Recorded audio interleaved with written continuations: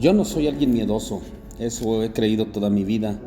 Nunca le he temido a la oscuridad, a lo desconocido, ni a esas cuestiones paranormales. Sin embargo, tengo que confesar que ha habido momentos que el miedo se ha apoderado de mí. He sentido tanto miedo que el miedo me ha paralizado.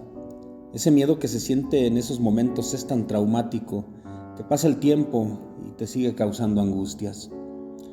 No es fácil verse rodeados de agentes del gobierno, sobre todo cuando uno sabe que vienen dispuestos a hacer daño, inclusive a matar, a usted, a mí, a alguien de la familia. Y por eso yo pienso que aunque a veces somos muy duros con ellos, las acciones de Simón Pedro y del otro discípulo a quien el Evangelio de Juan no identifica por nombre, pero la mayoría creemos que era el mismo apóstol Juan, pues fueron actos de gran valor. Pedro y su acompañante, después que Jesús fue arrestado, lo siguieron y entraron a la casa donde vivía el sumo sacerdote, al palacio de Anás, al patio de Anás, porque ellos querían estar cerca de Jesús durante el juicio. Aunque ese juicio estaba amañado, estaba todo en contra de Jesús, un juicio que ya se sabía cómo iba a terminar. Pero el acto de entrar ahí, a la misma casa de Anás, era sumamente peligrosa, porque ahí estaba la turba que había arrestado a Jesús, y ellos estaban armados con espadas, con palos, con piedras. Poco antes, esa misma noche, esos dos discípulos habían visto cómo habían arrestado a Jesús. Estando al otro lado del torrente del Cedrón, donde había un huerto, el pequeño olivar, ahí Judas, uno de ellos, uno de sus mismos discípulos, lo había traicionado. Había llegado acompañado por militares, por los líderes religiosos, a arrestar a Jesús. El Evangelio de Juan nos dice que en medio de las sombras, Simón Pedro sacó su espada e hirió a un militar llamado Malco, que era siervo del sumo sacerdote. Entonces, ahora vemos por qué les digo que era peligroso. Pedro había herido a un siervo del sumo sacerdote y ahora él estaba en el patio, en el mismo patio de la casa del sumo sacerdote, ahí, en la casa del jefe del herido, y rodeado por la gente que había arrestado a Jesús. Yo creo que hace falta ser muy valiente para hacer eso. Pero la historia apenas comienza. Los discípulos llegaron a ese lugar porque ese discípulo anónimo, ese que no se identifica, era amigo de la familia del sumo sacerdote y tenía conocidos en esa casa. Él entró y estaba con la multitud que estaban viendo el juicio y consiguió que Pedro, que al principio se quedó afuera, lograra entrar al patio. Ahí tenían prendido un fuego para calentarse y ahí comienza un gran asunto, porque la mujer encargada de la puerta reconoce a Pedro y le dice: ¿no eres tú también discípulo de este hombre? Ahora, entendamos que ese no fue un momento cómodo para Pedro. Lo podían arrestar y lo podían matar. Su vida comenzó a depender de su respuesta a esa pregunta: ¿no eres discípulo de este hombre? Y lo interesante es que 2000 años después, tu vida y la mía también depende de cómo vamos a responder a esa pregunta. Nuestro futuro depende de nuestra respuesta a esa misma pregunta, rodeados de las fuerzas del mal como estamos, porque ciertamente nuestra sociedad está asediada por las fuerzas del mal. El mundo siempre nos cuestiona la sinceridad, la profundidad y la solidez de nuestro compromiso con Cristo. El mundo siempre le está preguntando al cristiano: ¿no eres tú también discípulo de Jesús? Y nuestra respuesta va a ser muy importante.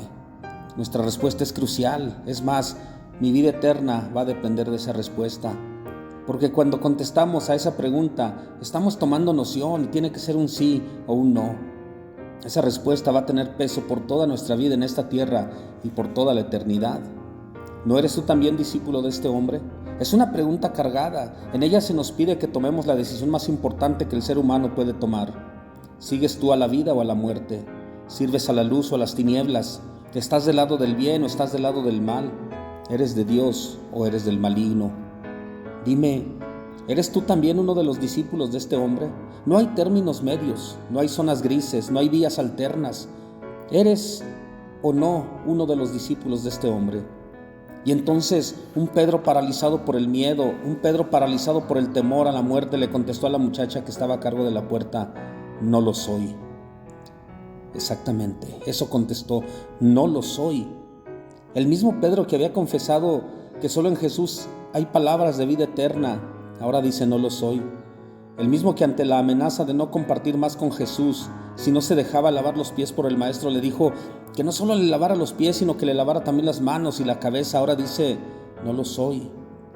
Ese mismo Pedro que había defendido a su Señor con la espada, ahora dice: no lo soy. Aquel que había dicho que daría la vida por él, está diciendo, no lo soy. Este mismo Pedro dice ahora, no lo conozco. De nada le valió que Jesús lo haya advertido.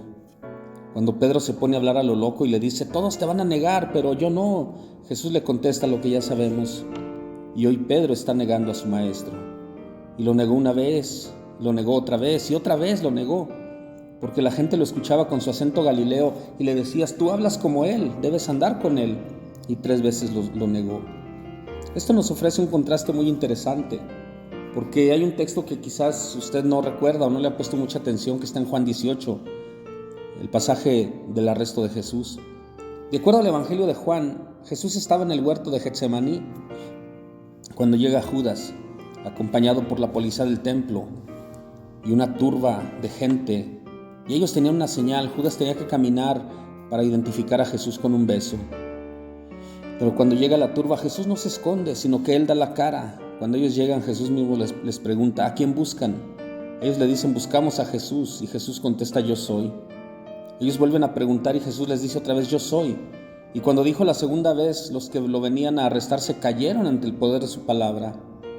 Y pregunta otra vez, y por tercera vez Jesús vuelve a decir, yo soy. Jesús 3 veces dijo, yo soy. Simón Pedro dijo 3 veces, no lo soy. Ahí vemos el contraste. Y cuando uno lee este texto, viene a la mente esta pregunta, ¿cómo es posible? ¿Cómo es posible? Jesús había cambiado la vida de Pedro de ser un simple pescador a ser pescador de hombres. Jesús le había confiado ser el líder de los discípulos porque él era visto unánimemente como el líder después de Jesús. Él siempre era el portavoz. Pedro siempre era el más valiente. Él siempre era el que se atrevía a hacer lo que nadie más se atrevía. ¿Cómo es posible que ahora se deje vencer por el miedo y diga, no lo soy? No lo sé. Pero juzgarlo es fácil desde lo cómodo de nuestra banca, desde nuestro teléfono móvil, donde servir a Jesús nos da ciertos privilegios. Pero ¿cómo podemos comprender la situación en que confesar a Cristo se pone en riesgo la vida? Yo creo que es importante que recordemos que de nuestra propia manera, en algún momento también hemos negado a nuestro Maestro. En algún momento usted y yo hemos dicho no lo soy. En algún momento usted ha dicho no lo soy. Cuando hemos pecado, cuando hemos mentido, cuando nos hemos dejado llevar por nuestras pasiones, hemos dicho no lo soy. Cuando en el trabajo alguien nos pide hacer algo ilegal y nos callamos para no meternos en problemas. Cuando vemos que ocurre algo malo y nos volteamos hacia otro lado porque no queremos intervenir. ¿Cuántas veces hemos dicho no lo soy? Cuando estamos en la escuela, en la universidad y alguien se burla de los cristianos o de los evangélicos y no nos atrevemos a decir yo soy uno de esos cristianos, estamos diciendo no lo soy. Pero sobre todo, cuando anteponemos nuestros intereses al amor de Dios, cuando buscamos nuestro provecho en vez de cumplir la voluntad de Dios, cuando vemos nuestro propio bienestar sobre el de los demás, estamos diciendo no lo soy. Yo me pregunto, ¿cómo se puede negar a alguien que uno ama?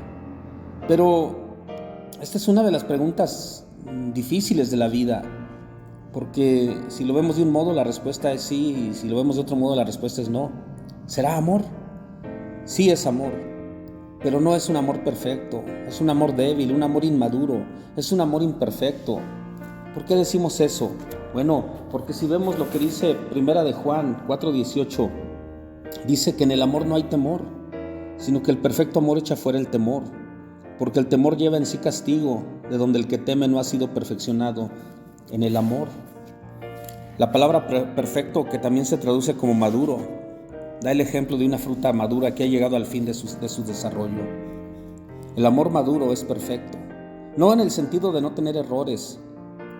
El amor que es maduro no le da cabida al miedo, pero cuando usted teme, cuando actúa con miedo y cuando entramos en pánico, eso nos hace daño y eso nos trae en sí un castigo. Y podemos atrevernos a decir que Pedro sí amaba a Jesús, pero su amor no había madurado. Era un amor inmaduro y al ser inmaduro le dio lugar al miedo. Y el miedo fue lo que lo hizo negar a Jesús y después a sufrir el castigo, a llorar amargamente, a llorar porque había negado a su maestro, porque en el momento más difícil de la vida de Jesús, cuando Jesús estaba siendo juzgado, cuando estaba siendo condenado a muerte, Él huyó para salvar su vida. olvidándose de lo que Jesús había dicho, que el verdadero sentido de la vida va más allá de este mundo, porque el que quiera salvar su vida la perderá, pero aquel que dé su vida por Cristo la salvará. Pedro lloraba, y se lo puedo decir con certeza porque en el capítulo 21 de Juan, que es como un epílogo de este evangelio, encontramos a Pedro en una situación muy peculiar. Ya Jesús había resucitado y él lo sabía, pero en vez de quedarse a organizar su ministerio, a organizar a los discípulos, él se va a pescar. Se regresa al mar de Galilea y vuelve a su antiguo oficio. Jesús le había dicho que dejara de pescar peces, pero él ahora estaba de vuelta. Era como si hubiera dicho: fracasé, perdí, me descalificaron y vuelvo atrás. Pero veamos lo que dice la Escritura. Allí en Juan 21, Jesús le dice: Simón, hijo de Jonás, ¿me amas más que estos? Y él le responde: sí, Señor, tú sabes que te amo. Y Jesús le dijo: apacienta mis corderos. En el idioma griego hay varias palabras para describir el amor. Por ejemplo, decimos yo amo, yo quiero, yo estimo. Son tipos de amor, pero no con la misma intensidad. Jesús le dice a Pedro: Simón, ¿me amas? Usando una palabra griega que es ágape, que es el amor más excelente. Pedro le contesta: sí, Señor, pero con otra palabra que es filos, un amor de amigos. Y quizá no esperaba que le dijera: apacienta mis ovejas. Jesús le vuelve a preguntar y Pedro le contesta: sí, Señor, tú sabes que te quiero. Pero Jesús le pregunta una tercera vez y eso le entristece a Pedro. Lo importante, esto es algo importante porque en la cultura judía los juramentos solemnes se repiten 3 veces. O sea que no era solo una conversación con Pedro, Jesús lo estaba ordenando al ministerio. Le está pidiendo que haga un voto solemne de pastorear a sus ovejas.